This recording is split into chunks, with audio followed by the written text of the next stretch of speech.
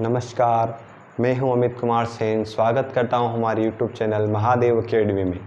तो आज हम बात कर रहे हैं पार्ट 3 की परसेंटेज, पार्ट 3 के तीसरे प्रकार के क्वेश्चन। तो देख लेते हैं कुछ क्वेश्चन। देखो, किसी कक्षा में 30% छात्र संस्कृत में, 25% छात्र अंग्रेजी में अनुत्तीर्ण हुए।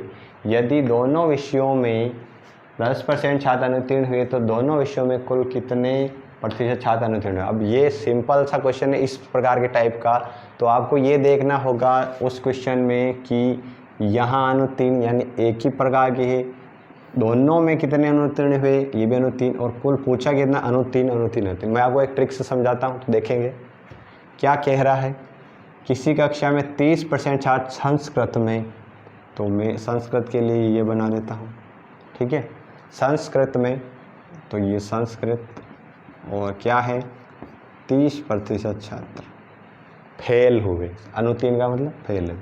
इसी प्रकार इसी के पास क्या है, इंग्लिश, तो अंग्रेजी में 25% छात्र फेल हुए दोनों में। यानी ये जो हिस्सा है ये वाला, ये दोनों के लिए, अंग्रेजी का भी है और संस्कृत का। ऐसे छात्र जो दोनों में फेल हुए वो कितने हैं, 10%। 10% छात्र दोनों में, ठीक है। अब आपको क्या पूछा है, तो कुल कितने प्रतिशत छात्र अनुत्तीर्ण हुए। अब इसके लिए सबसे सरल ट्रिक क्या है, ये वाला समझेंगे। लिख लेते हैं, आप चाहे तो लिखेंगे संस्कृत में अनुत्तीर्ण, संस्कृत में अनुत्तीर्ण कितने हैं, संस्कृत में अनुत्तीर्ण हैं 30%, ठीक है। और अंग्रेजी में अनुत्तीर्ण लिखेंगे, अंग्रेजी में अनुत्तीर्ण है 25%। दोनों में अनुत्तीर्ण, दोनों में कितने हैं, 10%। तो लिखेंगे दोनों में अनुत्तीर्ण, तो दोनों में अनुत्तीर्ण है 10%।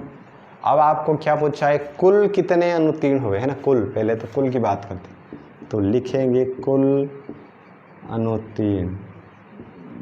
सिंपल सा है, समझेंगे। देखो, कुल अनुत्तीर्ण का मतलब ये हुआ कि संस्कृत और अंग्रेजी के मिला के कुल कितने अनुत्तीर्ण। अब इसमें से आपको क्या माइनस करना है, ये जो 10% हिस्सा है संस्कृत का भी है इंग्लिश का भी है, तो इसके लिए एक ट्रिक होती है A + B - C। इसका मतलब ये है कि ये पहला सब्जेक्ट, दूसरा सब्जेक्ट, और C का मतलब दोनों के लिए। तो यानी संस्कृत और अंग्रेजी को जोड़ना है और C को माइनस करना है, यानी दोनों का जो है उसको माइनस करना है। तो देखो, हम लिखेंगे A + B यानी कि 30 + 25 माइनस जो दोनों का है वो माइनस करना, 10 माइनस करना, 30 और 25 को जोड़ना है।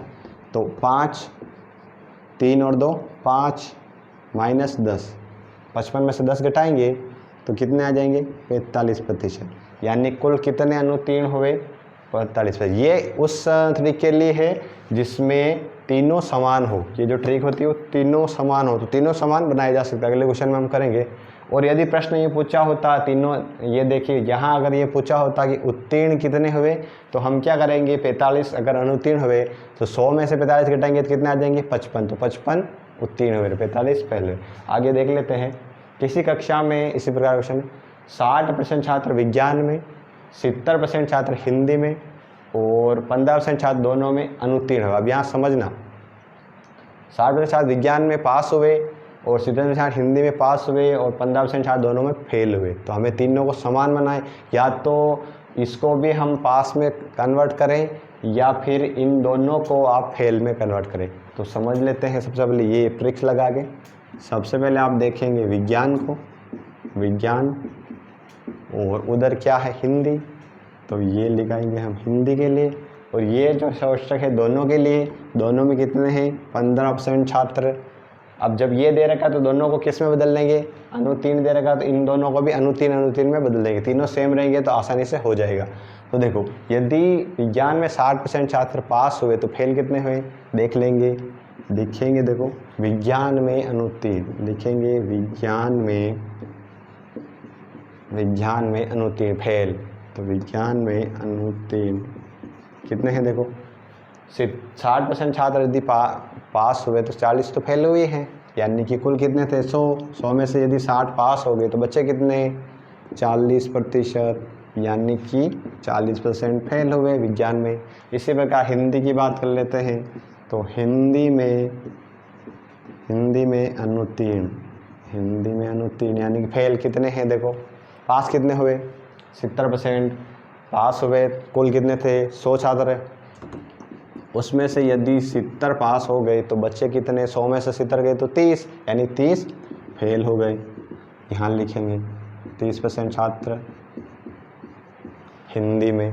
अब देखो मैंने क्या बताया, a + b - c यदि तीनों को समान करना है तो अभी हम लिख लेते हैं, दोनों में अनुत्तीर्ण दे रखा है तो लिख ही लेते हैं, दोनों में अनुत्तीर्ण कितना दे रखा है, दोनों में अनुत्तीर्ण, देखिए दोनों में अनुत्तीर्ण 15%, तो 15%। और आपको सवाल में भी दे रखा है, क्या दे रखा है, दोनों में यदि अनुत्तीर्ण छात्रों की संख्या 220 है तो पहले हम क्या निकाल लेंगे, कुल अनुत्तीर्ण कितने हैं, तो कुल अनुत्तीर्ण यानी कि ये वाली ट्रिक लगाने के बाद जो आंसर आएगा वो कुल अनुत्तीर्ण। तो कुल अनुत्तीर्ण कितने हैं, देखो a + b - c यानी कि 40 और 30 को जोड़ना है, और देखो ये जोड़ेंगे 40 + 30 - 15 जोड़ेंगे तो 40 और 30 कितने हो जाएंगे 70, बराबर में लिख लेते हैं, -15,